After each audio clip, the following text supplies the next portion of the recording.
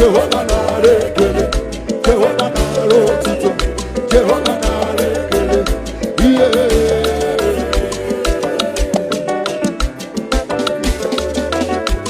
Ami moyo mabikwe, ami moyo mabikwe, ami moyo abase sonsomo, anyo motente Jehovah, ami moyo mabikwe.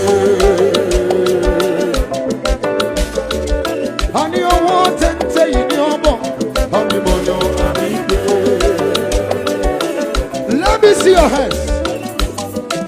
I want to prophesy to every soul that is here. As I sing this song, I want you to claim it in the name of Jesus.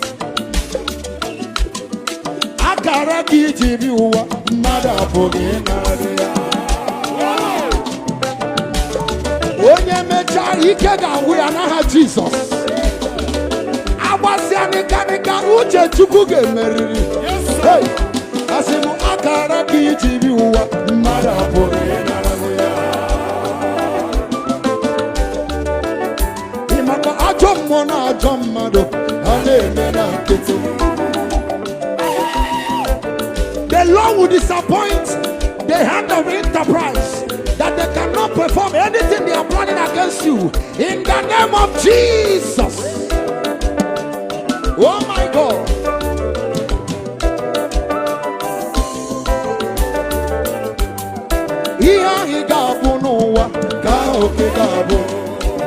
Look at your neighbor, prophesy to your neighbor, brother. Asimu, look at another person, look at another person, look at the person, say,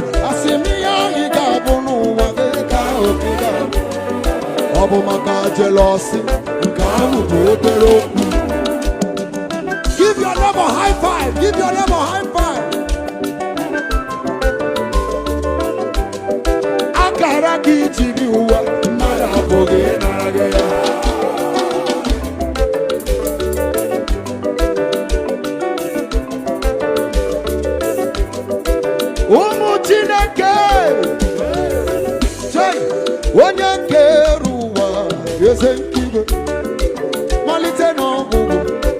Onye wendom, onye isi ezinụlọ m, onye isi do, were aka gị na bulie mmiri.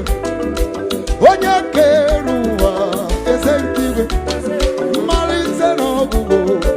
Onye wendom, onye na-eji aka ya gosi ụwa ihe o jiri bụrụ chi, were aka gị na bulie mmiri. Everybody say, onye wendom, Chineke.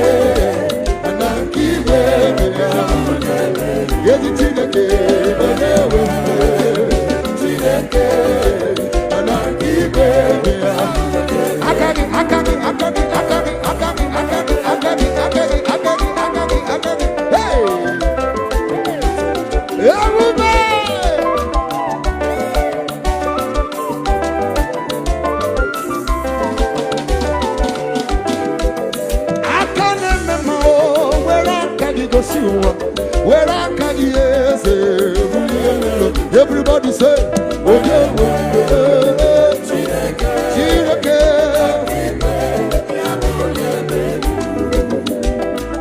God bless you.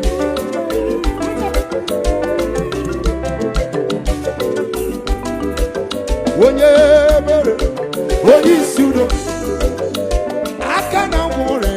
When you sudo. Ibukwa uzo oromo imari yenga bonna wera kadi gosi uwa ijiri burutie tukuote yemere tai yazenki bebia you say gosi uwa ijiri burutie tinuke ananki bebia everybody say ole oye wemule tinuke Jehovah Buliamel, Buliamel, Buliamel, Omega Buliamel, Buliamel, Buliamel. Somebody turn around and say, Jehovah, Idike.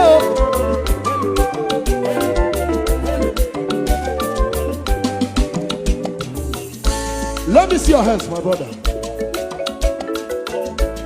And the equal one no get to Kukamba.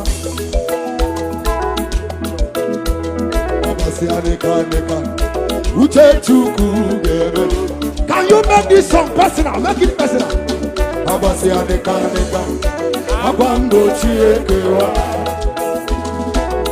What do you say?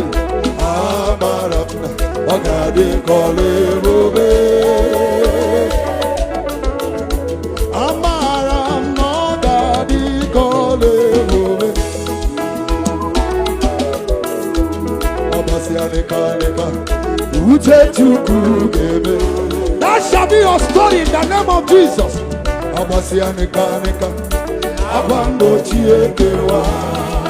Oh my God, oh my God.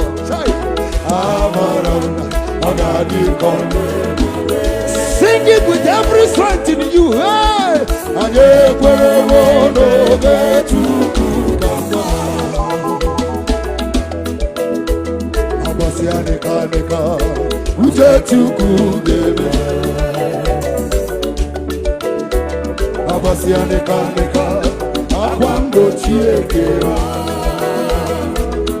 What do you say?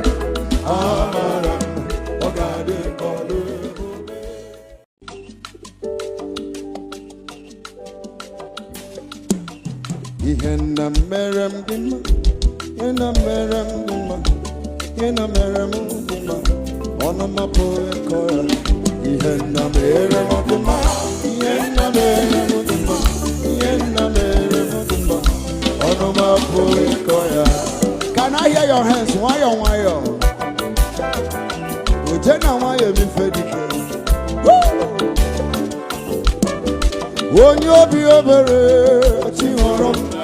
Come back, don't go back.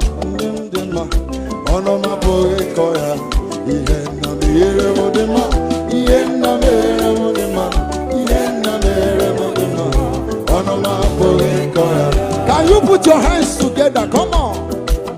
My God.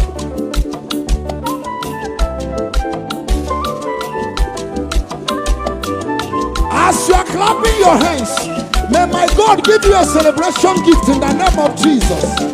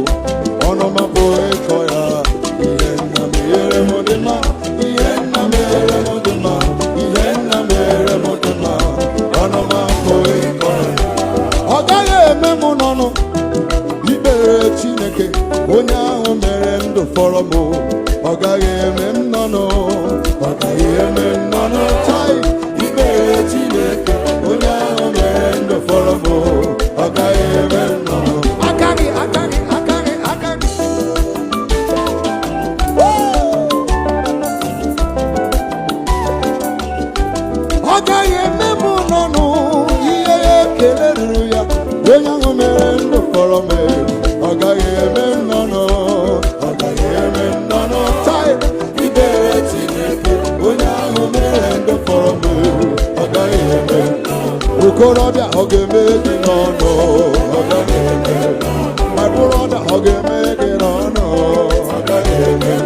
Sister Ma,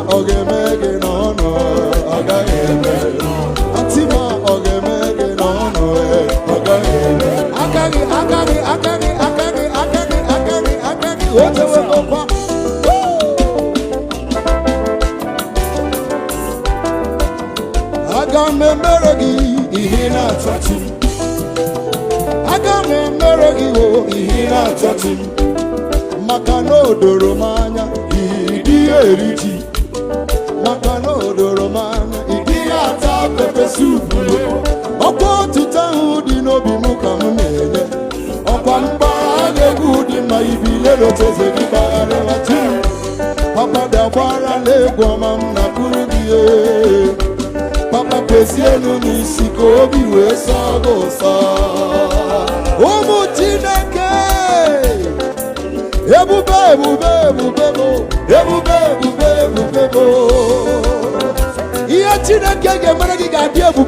Jesus. Hey,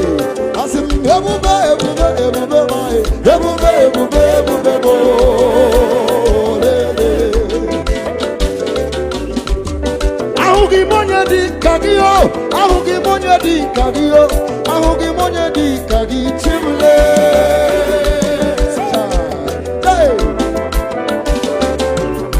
Now brother Jesus egwu ka big man. Very soon you are going to dance like a radical man. Ọnwụ jupụtara m obi ife mmiri mere mụ n'ọbara ife na-emere mụ n'ọbara ụba Chimle. Agbagodi gị mgbe onwere ife na-eme Chimle. Enye gị poizin onwere ife na-emekwanụ Chimle. Akwụchie n'ụzọ onwere ife na-emekwanụ Chimle. Akọjọ gị n'azụ onwere ife na-emekwanụ Chimle. Ameghị m njọ n'onweghị ife na-emekwanụ Chimle. Chukwu nọrọ gị n'iru onweghị ife na-emekwanụ Chimle.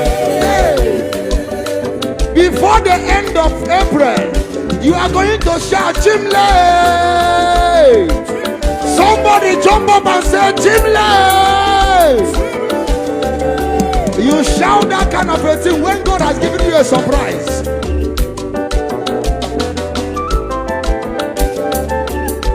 Ezi timo mani foro monanya mona gigebi Chimle foro monanya mona gigebi.